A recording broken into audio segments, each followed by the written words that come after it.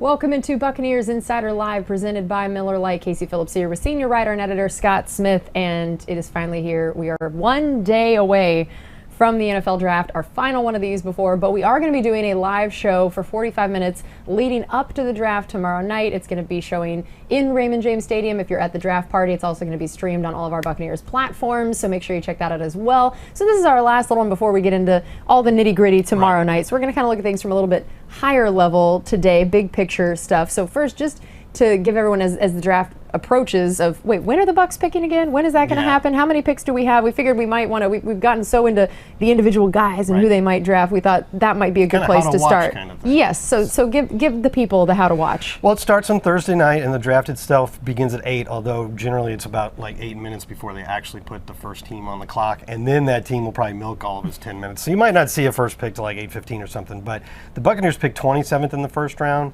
You can't know exactly when it's going to be, but the NFL estimates that'll be around 11:07 if it goes the normal speed.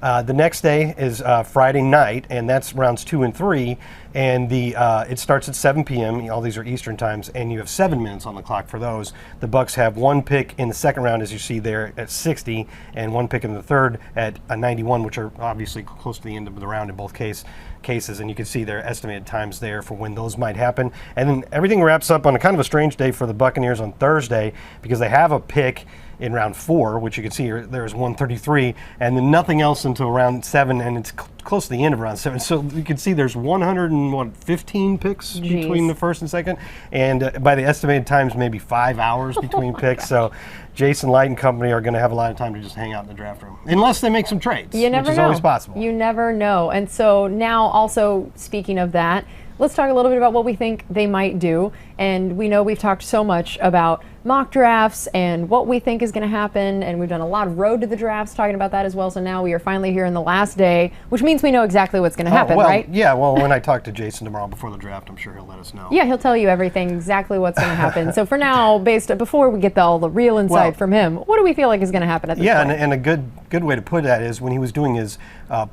pre-draft press conference last week, Jason said, "We know what's going to happen," and he realized he didn't mean to say it that way, and he said, "I mean, we know what we're going to do no matter what happens in front of us."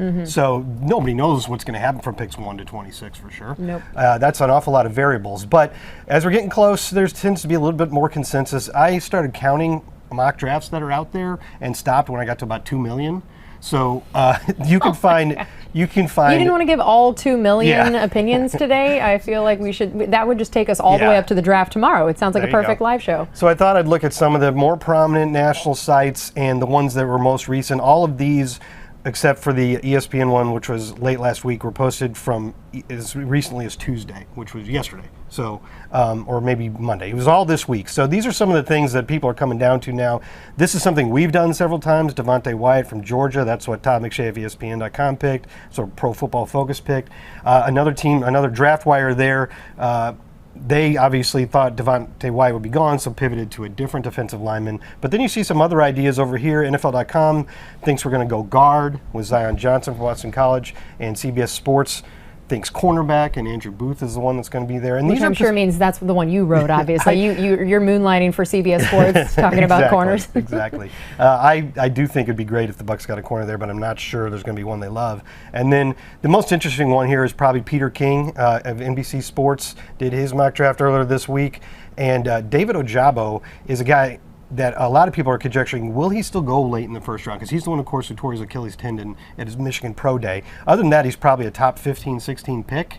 And now he may not go in the first round unless some team is willing to take him, understanding he may not be available for a good part or maybe all of this first season, but it's a guy that you can get great value on if he can return from his injury and return to form.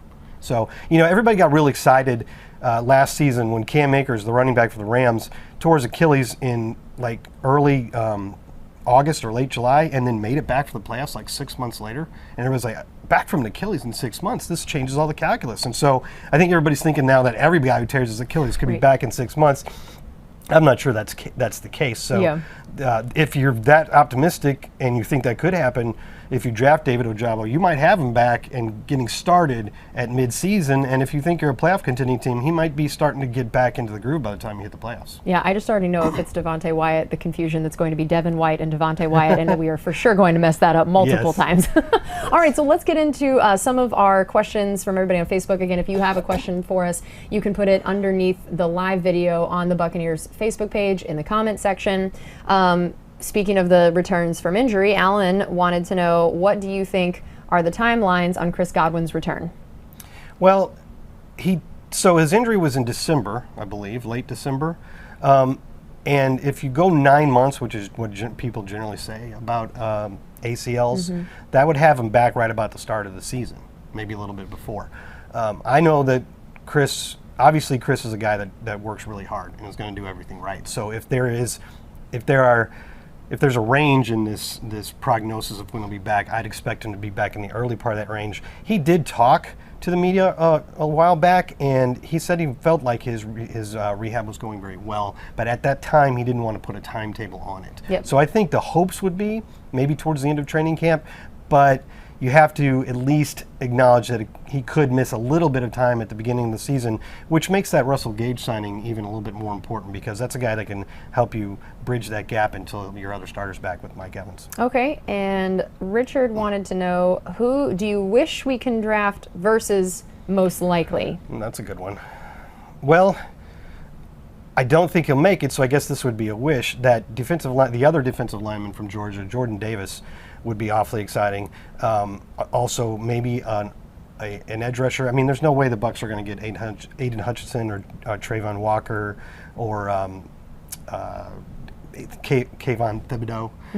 I mean, but Jermaine Johnson of Florida State has been rising up, so it's probably not likely he makes it to 27. But that'd be another guy that I wish we could get there. Most likely, I'd still think most likely it comes down to a defensive lineman or an edge rusher, more like a guy that would be available at that time. In my most recent mock draft that went up today, my last shot at it, I went with Penn State's edge rusher, Arnold Ekitebe. Darn it. I practiced it. You had it. The Penn State edge rusher. Yeah, His name is Arnold Ebiketie. There it is. There it is.